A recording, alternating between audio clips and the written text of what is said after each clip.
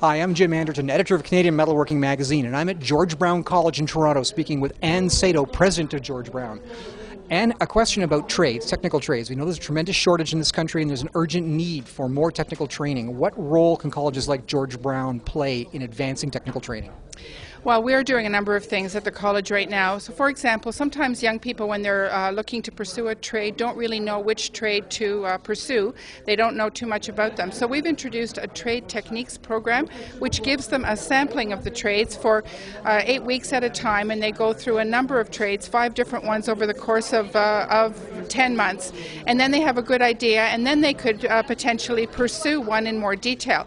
Because of the popularity of that program, we've also now gone into a couple of specialty areas, but there's still techniques programs, so it gives students an opportunity to actually start into a program, get a good sense of what they have, and they also build some experience.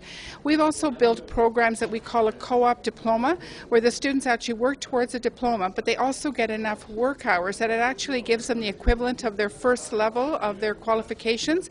So then, rather than going cold to employer to try and get employment, they already have some experience, they have their first level of training, and then they can go and they can actually get jobs. So we're doing those sorts of things to try and promote the pathway, because young people, unless they can't have connections, can't always get that first job to pursue their studies in a trade through an apprenticeship. So we're making more diploma programs available to enable that.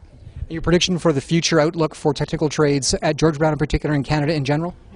I think it's a critical issue. I think we've seen so much labor market data that says what the shortage of skilled trades is going to be. Our Centre for Construction and Engineering Technologies is growing right now. We're growing our trades specifically because industry is telling us that that's what they need.